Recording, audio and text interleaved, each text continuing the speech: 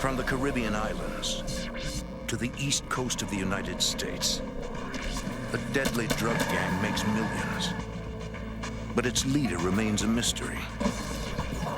As their cocaine trafficking business thrives, the violence rages out of control.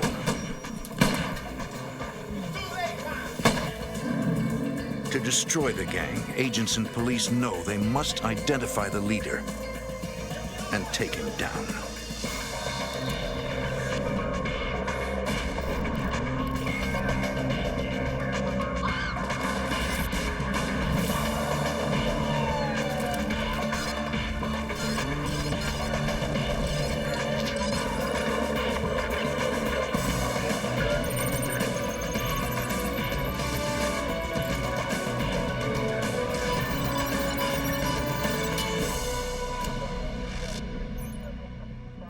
The United States is one of the most profitable drug markets in the world. For ruthless and sophisticated drug traffickers, it is truly the land of opportunity. I'm Jim Kallstrom, former head of the FBI's New York office. In the 1990s, a violent drug organization moved thousands of kilos of Colombian cocaine through the Virgin Islands and into Georgia. It would take a task force of dedicated agents and police to shut down this multi-million-dollar operation and destroy a cocaine empire.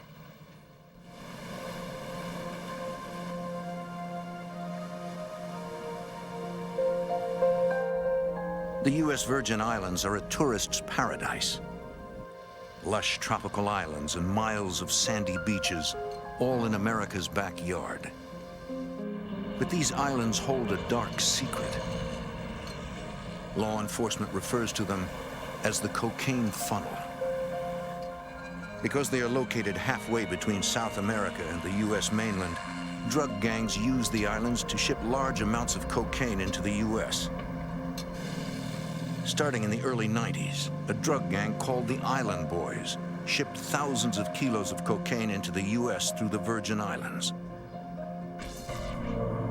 They chose the unlikely city of Augusta, Georgia as their main point of entry. There they turned the cocaine into crack. FBI Special Agent Tim Cox. It was primarily the population that drew them in. At the time, there were several projects that were ripe for selling crack cocaine. It's also a 2-hour city. You're 2 hours away from Atlanta. You're 2 hours away from Savannah. But the competition between the Island Boys and local drug gangs is brutal.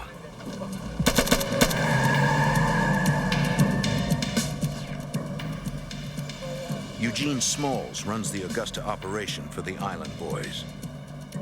Business is good. In 1991, the gang is raking in millions. And Smalls makes a big target. There are rumors he keeps $1 million in cash in his safety deposit box. He wears the key around his neck.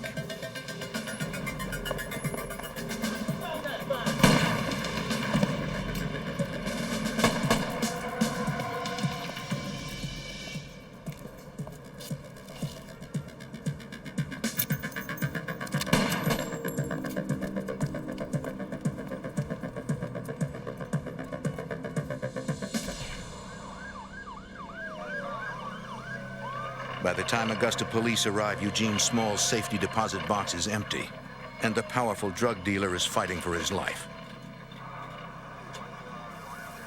He survives, but his injuries are severe. The rising violence in Augusta concerns police, and the Island Boys are at the center of it. The Augusta police discuss the problem with the FBI. They start by explaining what they know about the gang. The local authorities, through their contacts with informants and some of the arrests that they'd made previously, knew that there was an increasing number of these gentlemen coming up from the Virgin Islands. The informants had given indication that they were moving more and more cocaine into the area.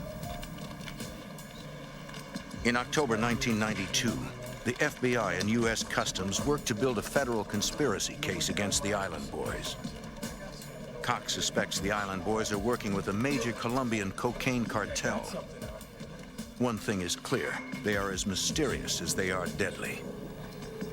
We didn't have any inroads into the group, So we were having to put together as much intel as we could by bits and pieces. Agents assemble photos of suspected gang members taken by the local drug squad. Former U.S. Customs agent Larry Sapp. So we didn't even know who they were. We'd put them in there to see if somebody would later identify them. They also scour every report they can find that has any connection to the Island Boys. One report stands out. A month earlier, 2 DEA agents spotted Eugene Smalls at the airport in Atlanta. Despite his injuries, the local drug boss personally picked up a passenger on a flight from the Virgin Islands. The DEA decided to follow Smalls.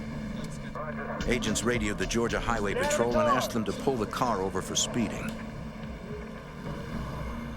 DEA had had enough of following them and joined the locals there and got them all out of the car, searched them, took all their money, tried to interview them all. I can't walk. Smalls could barely walk. His passenger, James Springett, was carrying a passport from the U.S. Virgin Islands. Agents also searched the car. They found nothing. No drugs, no weapons, and surprisingly little cash. The DEA photographed the 2 men as well as their credit cards and IDs and had to let them go.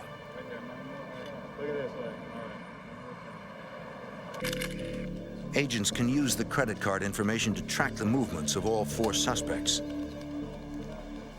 But there's also a downside. Then they know that they've been watched or being watched and may affect their behavior in the future. They may be more careful of surveillances and more careful of movements and things of this nature. Agents wonder about James Springett. Who is he and what role does he play? Eugene Smalls picked him up at the airport personally, even though Smalls was still recovering from bullet wounds. Obviously, James Springett is important. Special Agent Cox contacts the local police to see if they have any information. Yes, Officer Cox. Got anything on? The Richmond County Sheriff's Department Narcotics Squad have been fighting the gang since it first arrived in Augusta. But they have never heard of James Springett. If law enforcement hopes to take down the Island Boys, they're going to have to do it the hard way, from the bottom up.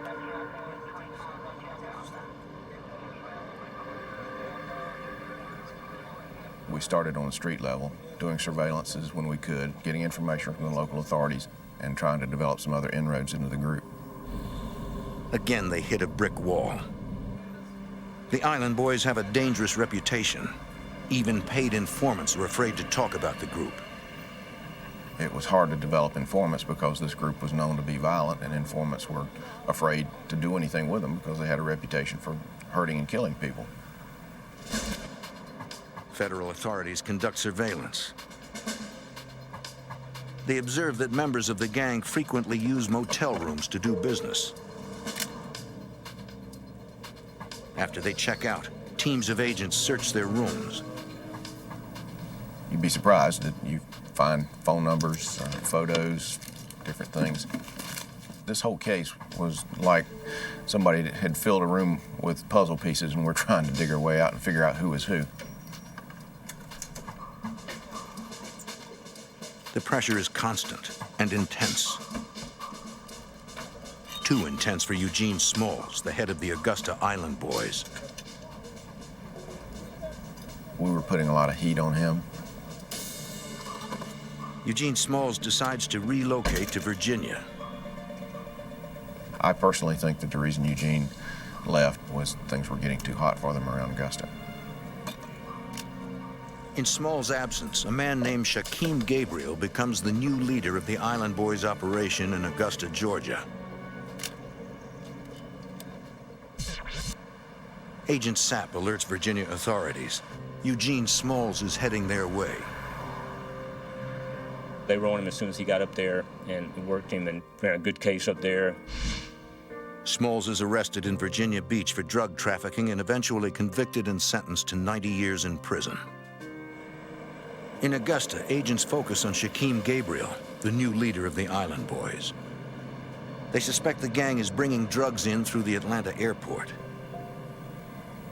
when you look at the amount of money that they were running, plus the amount of cocaine that we knew they were putting on the street, it was obvious they were having to run lots of loads of luggage through and use lots of couriers.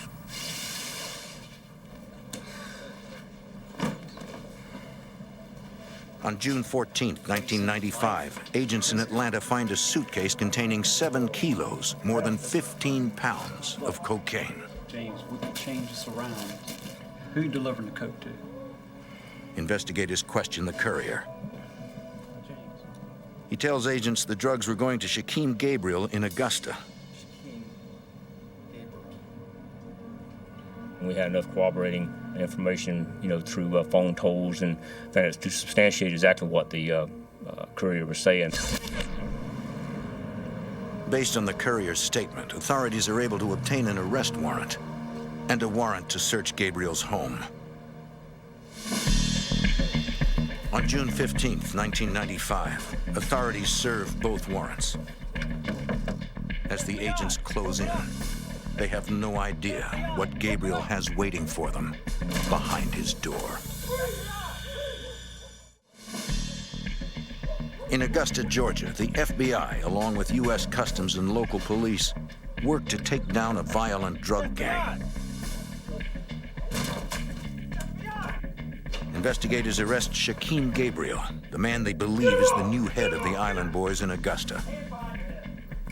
Gabriel is accused of attempting to receive 7 kilos of cocaine from a courier from the Virgin Islands. A search of his home turns up documents, photos, and $15,000 in ones. Special Agent Tim Cox. Apparently, Shaquem felt it was beneath him to spend dollar bills, so he wouldn't spend dollar bills, he would stuff them in these jars. For law enforcement, Gabriel's arrest is a big success, but it doesn't stop the Island Boys. As soon as authorities take Gabriel into custody, agents suspect that new leaders are already emerging to take over the gang. Whenever we would take people off from the group, make an arrest or anything else, other people from the islands would arrive back in the States and take their place in the group, distributing around Augusta area. Investigators continue to go after the Island Boys using the same techniques they used to take down Gabriel. But it's not working. It seems the Island Boys have changed tactics. They must be using another means of getting their drugs past customs at the airport. Agents have to find it. Customs expands its searches, both in the Virgin Islands and in U.S. airports. On February 6, 1996, agents get a break when a random customs check finds cocaine in a suitcase arriving in Atlanta. The bag belongs to a teenage girl from a housing project in Augusta. The gang has been eluding police by using couriers that don't fit the usual profile. Former U.S. Customs agent Larry Sapp. They would find young girls that had no money, no future, and ask them would they like to go to the Virgin Islands for a week, free vacation. And of course, anyone would say yes, and the only stipulation was you had to bring back a package for them. These were easily influenced young people that just saw an opportunity to make some money. Granted, it was illegal, but in a sense, they were victims of this group as well. They couldn't bring a lot to the table for us, but what they could tell us is who offered the deal, what the deal was. The courier tells investigators she was hired by the girlfriend of Brian Gustav. Shortly after Gabriel's arrest, Gustav and his girlfriend arrived from the Virgin Islands. They've been running the Augusta Island Boys. The girl also gives them the names of other women who have worked as couriers. It takes more than a year to gather all the evidence against the new local leaders, but investigators have enough to arrest Gustav and his girlfriend. Brian Gustav is convicted of drug trafficking. His girlfriend takes a plea deal. Agents have taken out the leadership of the Island Boys in Augusta once again. When you do take them down and the next week the same group is up and operating again, it gets a little frustrating, but that's why we work to go up and get to the head of the organization, because that's eventually the only way you're going to be able to stop them.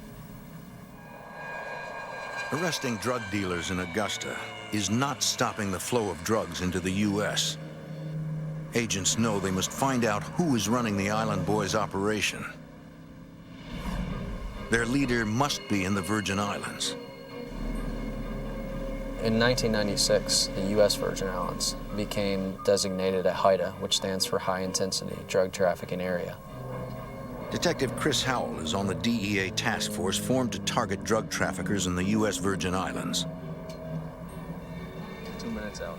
And up until this time frame, there hadn't been a lot of targeting of these people with established routes and cocaine trafficking. So the traffickers, by this point in the game, had become pretty powerful, and they had a lot at their disposal. So we had a lot of catching up to do. Agents begin questioning informants and learn that in St. Croix, a prominent local family is involved in the cocaine shipments from Colombia.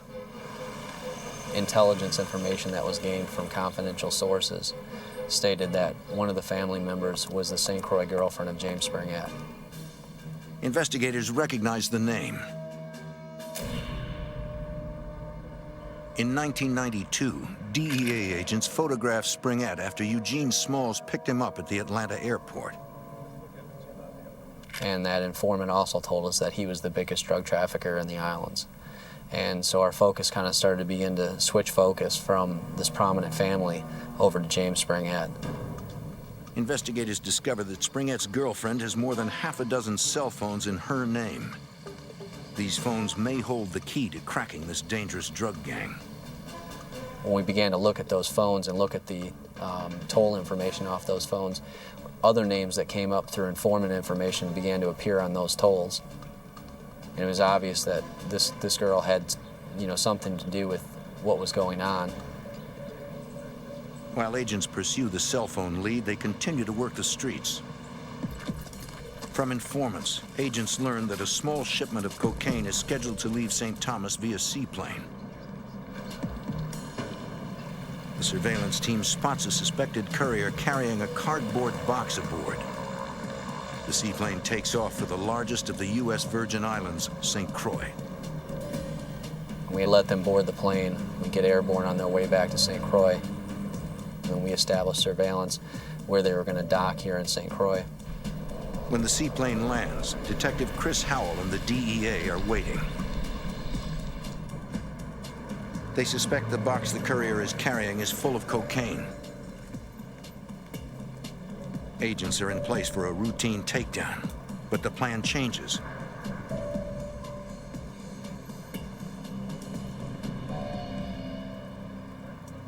Something has spooked the courier. Agents must move in. The individual who was carrying the box ran straight to the ocean, jumped off the dock into the ocean.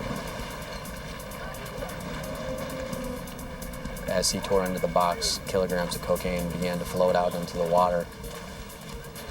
The courier is trying to destroy the evidence. He knew that if he could get those packages open, once that cocaine hit the water, it would just dissolve into nothing. But I wasn't going to take any chance. I wanted to get all 7 kilograms. I didn't want him to tear into anything. Hey, chill out, chill out.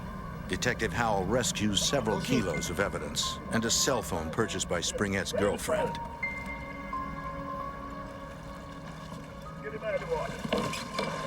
Face down. Can't find you back. The courier is in serious trouble and he knows it. Still, he refuses to tell authorities who he's working for. In the islands, it's very rare to see people cooperate. Very rare. When we arrest somebody, even when they're facing serious jail time, they'll just do their time, and that's it. As a result of the operation, the Island Boys are now on high alert. They know the feds are watching them. They quickly change their tactics. Springett made an executive decision that they wouldn't bring cocaine directly into the U.S. Virgin Islands. Instead, the gang will use the island of Tortola to warehouse their drug shipments. The British Virgin Islands is literally a 5 or 10 minute boat ride away from St. Thomas, so you could be in British waters and a minute later and you're in U.S. waters, or international waters for that matter. As a British possession, Tortola is outside the jurisdiction of U.S. law enforcement. On June 19, 1996, the Island Boys bring 1.5 tons of cocaine on shore in Tortola. You're talking about loads that are worth millions and millions of dollars at a time. And very rarely does a group run that much dope without having some firepower behind them. Heavily armed Colombians are present to verify the delivery. Those people's job was not only to look after the South American interest, but also to protect the load. Cocaine is loaded into 2 vehicles, a truck and a van. This shipment is so important that James Springett personally oversees the transfer.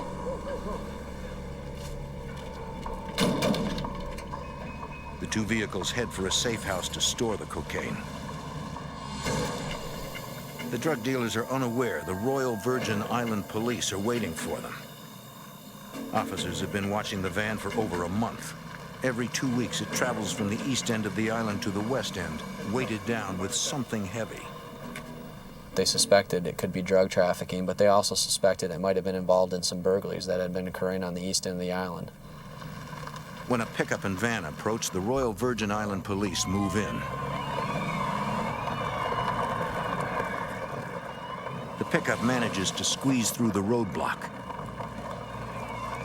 but the van is stopped in its tracks.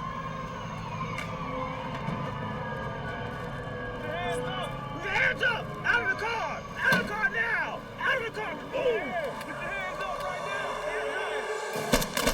now! The suspects open fire with automatic weapons. The police are outgunned. Most of them had 6-shot revolvers, shotguns with 3 rounds, and weaponry of this nature. And they stood up and returned fire against automatic M16s, firing at full burst. One officer is hit. The round passed out the side of his head, and he was lying in a pool of blood on the street. And so they basically, at that point, began to try to keep him alive. The van gets away. The wounded officer is rushed to a hospital. Just wondered that just the shock, the impact alone didn't kill him. But it put his eye out, and they got him to the hospital. He lost his eye, but he did live. The next day, police find the van a mile down the road. The tires, the radiator, and the engine have been shot to pieces. In the back of the van, police find 1,260 kilograms of cocaine. They also find night vision goggles, GPS devices, and lights for signaling aircraft. The Royal Virgin Island police believe the drug runners will try to escape to a nearby island. They contact police commissioners in the U.S. Virgin Islands and the surrounding area asking for help. Authorities know they must locate these dangerous men fast. If they're willing to shoot a cop, no one is safe. In the British Virgin Islands, a firefight erupts between heavily armed drug runners and the Royal Police. The drug runners make a daring escape, but investigators seize a van full of cocaine. The Royal Police warn their counterparts on the surrounding islands to be on the lookout. It was almost like a Caribbean all-points bulletin. Detective Chris Howell. They put it out to all the police officers that this occurred, and to be a lookout on the beaches and so forth, marinas, docks, boat yards and everything, that these individuals may be heading our way.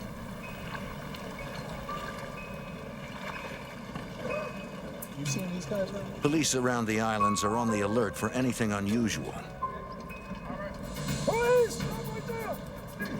Early the next morning, officers stop a suspicious boat. There are no drugs or weapons aboard, but there is a large amount of cash. They were questioned and then later released by police, as there wasn't enough evidence at the time to hold them. Those individuals were linked through informant information as being Springett's boat crew. They were the same boat crew that brought in the cocaine that had been recovered by police in Tortola. A few days later, U.S. Virgin Island police find the body of one of the men from the boat. He's been shot in the head twice, execution style. To me, all that was an indication that Springett's organization was not going to accept failure. there had to be a cost to losing that load, even if that meant the life of one of his own. At the roadblock, the gunman may have escaped. But the cocaine they lost was worth millions. You don't lose 1,260 kilograms of cocaine without someone paying for it. Springett had to go back to South America and explain this to the people he was getting cocaine from. And he didn't want to go back without there being a body attached to the loss. For Springett, it's a temporary setback. Kilograms of cocaine were, during this time frame, were almost on every commercial flight heading to the U.S. mainland. They had dirty baggage handlers that would put cocaine in bags, sneak them past customs, put them on the aircraft, and then a mule would actually take custody of that bag when it arrived in a U.S. city and move it on forward. In Georgia, FBI Special Agent Tim Cox and Customs Agent Larry Sapp are working leads of their own. They've been watching a man named Ronnie Pemberton. They believe he's the latest drug dealer to head the Augusta branch of the Island Boys. 3 months after the Tortola shootout, FBI Special Agent Tim Cox decides to send a message to Pemberton at the Atlanta airport.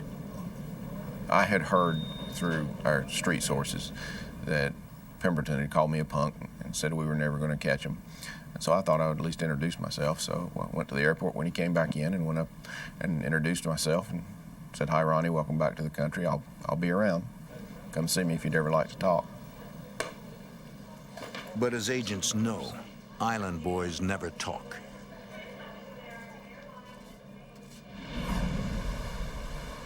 Months pass.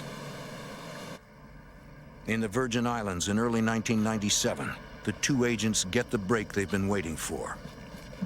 A member of the Island Boys sells cocaine out of a hotel room in St. Thomas. A fellow gang member and a buyer sent to kill the dealer pay him a surprise visit. The Island Boy tries to warn his friend by using a special knock signaling danger. The dealer gets the message. He escapes out a back window. The island is a small place to try and hide. Gang members are everywhere. The terrified dealer secretly turns himself in to authorities.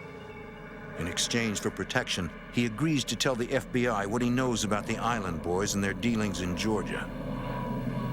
Both Larry Sapp and I were very excited because we knew that if we actually had someone that could identify more of these people and put us in touch with the routes they use, the methods they're using to transport this stuff, it could be a huge break in the case. Former U.S. Customs Agent Larry Sapp.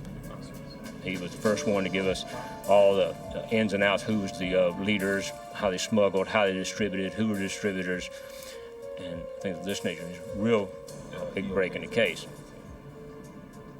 Agents are finally starting to get inside this dangerous gang. They begin trying to make their case against the suspected leader, James Springett.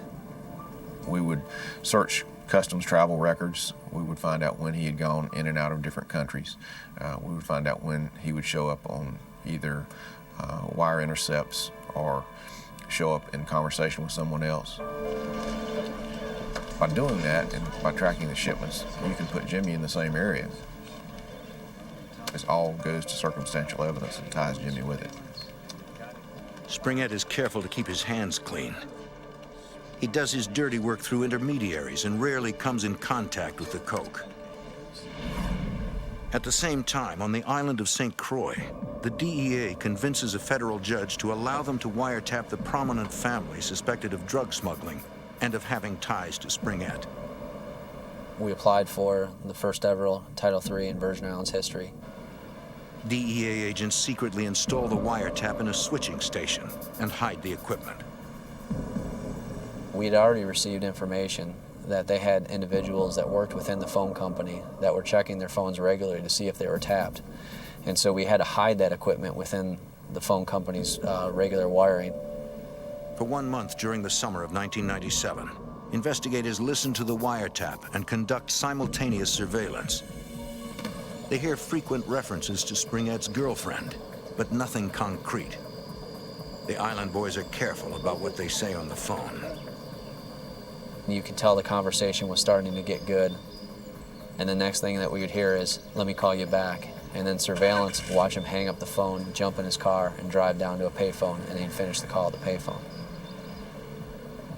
Almost from the onset, they knew we were on that phone.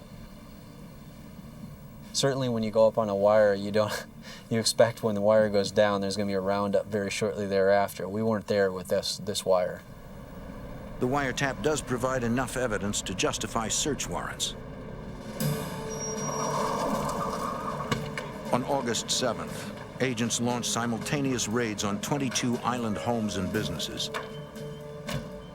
They have enough to go after several members of the Island Boys gang, but they need a lot more to take down James Springett and dismantle his entire drug trafficking organization.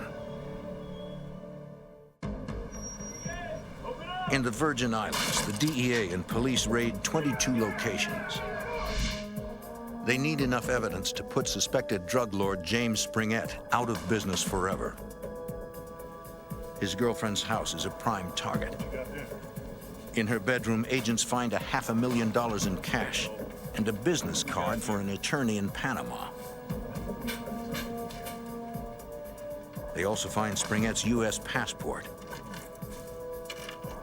The passport is stamped with the dates the drug lord visited other Caribbean islands, as well as Colombia, Venezuela, and Europe. By comparing those dates to intelligence on large drug shipments, agents can show whether Springett was in the same country when the drugs arrived. Virgin Islands Police Detective Chris Howell flies up to Augusta, Georgia to meet with FBI Special Agent Tim Cox and Customs Agent Larry Sapp. We hooked up with Chris Howell, and it was another one of those breaks in the case. Chris had a wealth of information down there about activities in St. Thomas. We had a wealth of information about activities going on in the States. And when we compared the two, we found out that his departures were our arrivals. We cross-matched some of the trips, who was going, who was coming. It was great information that we were able to collaborate on. Authorities finally have enough circumstantial evidence to nail James Springett. Independently, we could have probably put together a case in the islands, and likewise, they probably had the ability to do that there in Georgia. But you combine the two cases together, it seems like it's an unstoppable force. Chris Howell wants all the cases tried in Georgia. It will be too difficult to convict Springett in the Virgin Islands. He had evolved into a monster by this point. I mean, he was very well established in South America. He had his own routes here. He had his own assets available to him. So anything you can throw into that on your end is beneficial. It would help their case if they could find a more specific link between Springett and the cocaine shipments. Agents review the evidence one more time. When we had done the search warrant at Springett's St. Croix girlfriend's house, we had found business cards for a Panamanian attorney, and we also found business cards in the name of Omega Sea Cargo. According to customs records, a freighter owned by Omega Sea Cargo was stopped a few months after the Tortola shootout. The ship was searched. 8 tons of Colombian cocaine was found in the cargo. Working on a hunch, agents research Omega Sea Cargo. The company is owned by James Springett. It was huge. It was a huge chunk of the case right there. I mean, now we had 6,000 kilograms on Mr. Springett. That was a good feeling.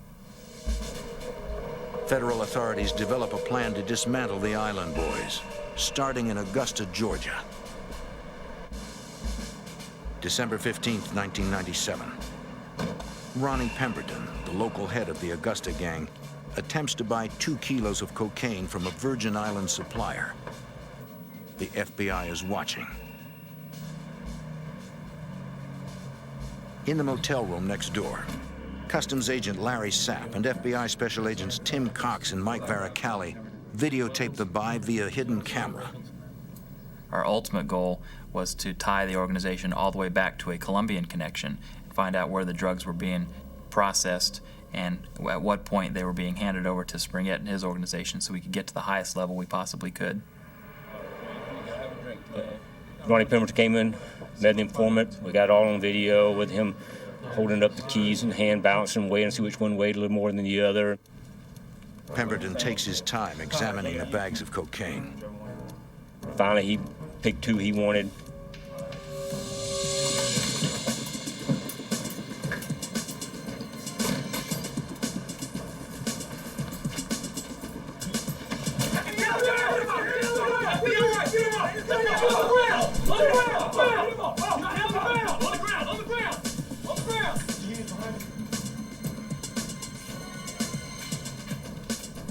All right, roll over. Sit up. Special Agent Tim Cox personally arrests Pemberton. I said, "Hello, Ronnie, remember me from the airport?" And he nodded, and I said, "Well, who's the punk now?"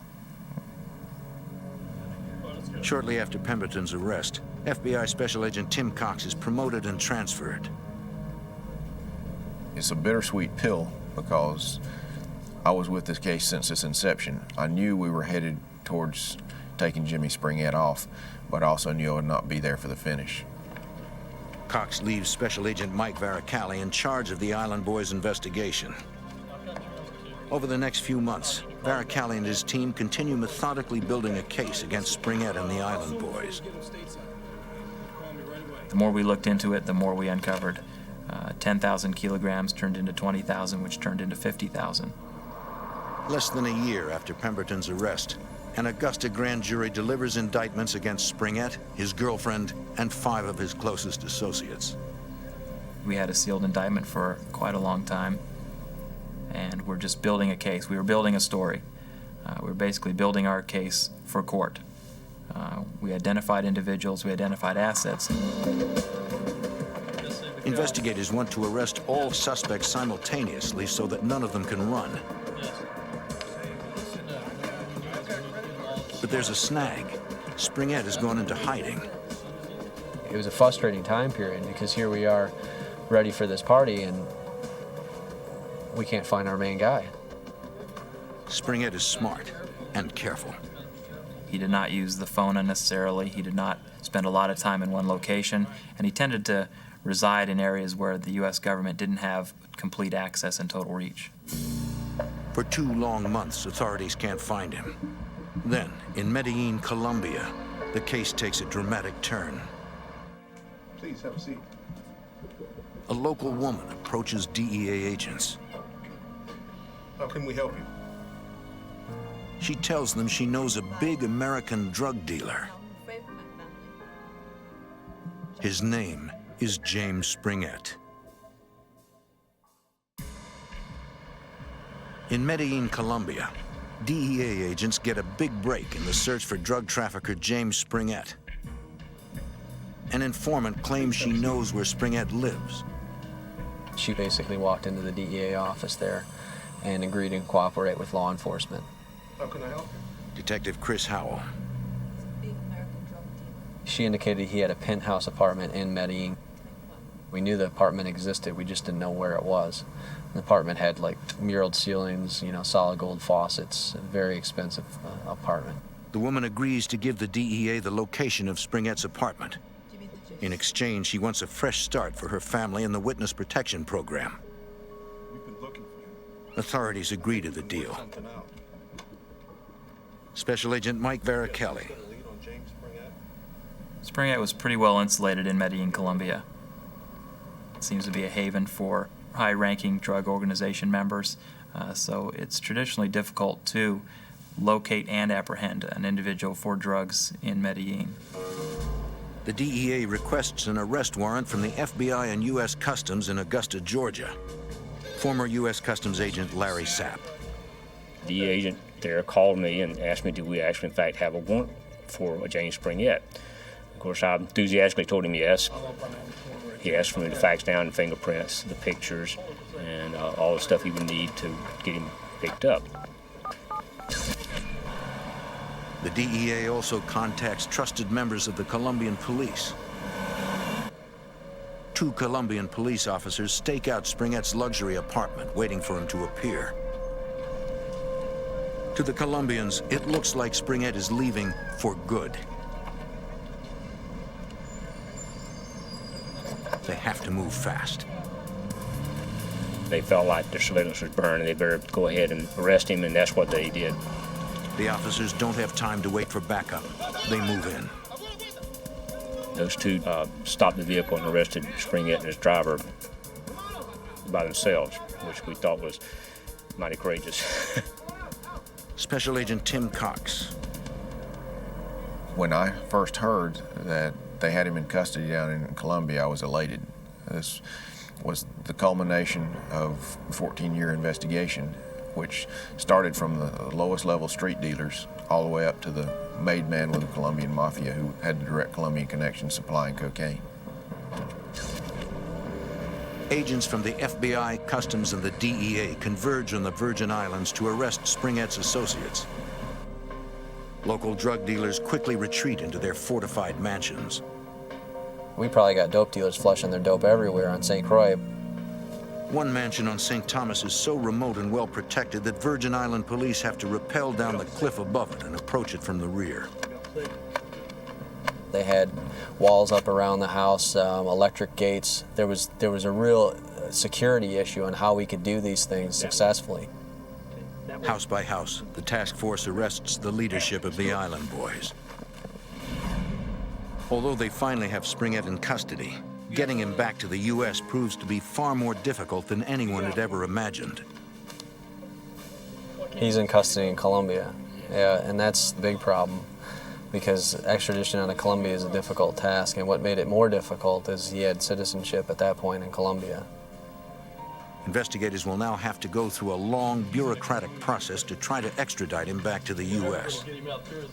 It's like beating a dead horse. I mean, there's nothing you can really do to speed the process. You put in the request and it goes through the channels and then you just wait. I knew that the longer Jimmy was down there, the longer we didn't have him on American soil in our custody, the greater the chance that he would either escape or someone would break him out. While in prison, Springett pays to have luxuries brought in to pass the time in comfort. They have people that wait on kind of like orderlies to go to give them stuff, and if they can't leave the penitentiary, they'll go outside the penitentiary and get it and bring it back to them. On March 1st, 2000, a few days before his extradition becomes final, Springett orders a new mattress.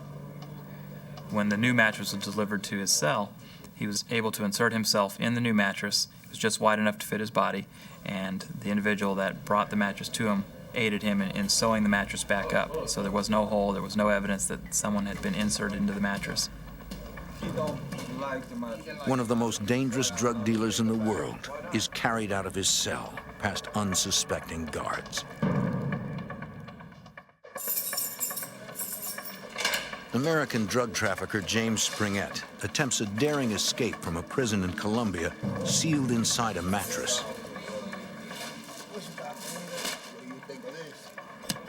FBI Special Agent Tim Cox. Jimmy got into the mattress. They stitched him back up in there and proceeded to carry him through, I think, about 5 checkpoints, getting him out of the prison.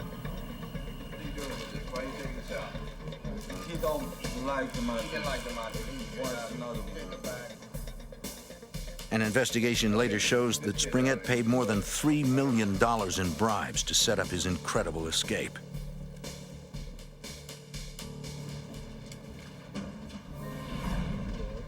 Investigators take the news hard. James Springett has escaped. He's gone, man. I'd put 10 years of my investigative career into eventually getting this guy, and now he was gone. I was completely deflated. We had a hard enough time catching him the first time. It was my fear that because he'd been caught one time, that we'd never be able to get him again. Detective Chris Howell. We're back at ground zero trying to figure out where do we go from here. At that point, we have no idea to even, where to look. We have no leads. We have no idea. He could have been anywhere in the world. Exactly. Agents notify FBI legal attachés at U.S. embassies throughout Latin America. They also notify Customs and DEA agents working in those countries. FBI Special Agent Mike Varicalli. We basically contacted Interpol. We contacted all the countries we know he has ties to, and got the word out as far as where he last was, what he looks like. There was rumors starting to spread that he had had reconstructive surgery, you know, to change his appearance and everything, and it just kind of became like this urban legend, you know, this guy who was out there, but no one knew how to find him. According to rumors, Springett is living somewhere in Latin America and running his organization by phone. Jimmy, just like anybody else, has to have an income. When you're spending $5 million on an escape and you're living the lifestyle that he's accustomed to doing, you have to have an income. So he had started generating that income again. In April 2002, the FBI adds Springett to their list of top 10 fugitives. And to put him on the FBI top most wanted list during this time frame was major because, I mean, he was sharing poster space with guys like Osama bin Laden at that point. Investigators also play a few long shots. They set up surveillance on a drug dealer known to be part of Springett's group. Agents wait until they have probable cause and then search him.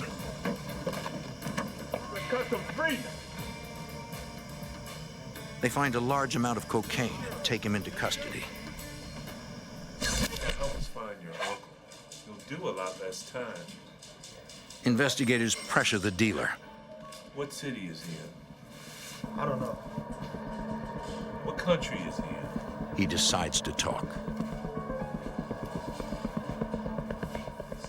He tells them Springett now lives in Venezuela. He doesn't know which city, he only knows the phone number. The FBI legal attaché in Venezuela gives the phone number to an elite team of trusted local police officers. Using the phone number and informants, the Venezuelan police locate Springett's home and stake it out.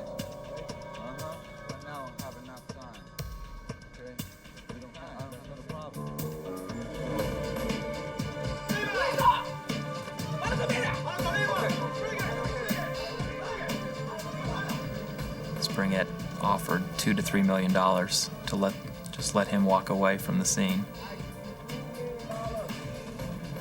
There are many honest law enforcement officials that there's no amount of money that would entice them to do that. Thankfully, we had some down in Venezuela.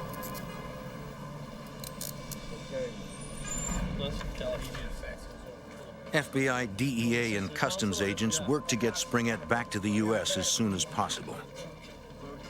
The Venezuelan authorities declared him persona non grata because he's in the country on a false passport and ordered him to be removed from the country immediately.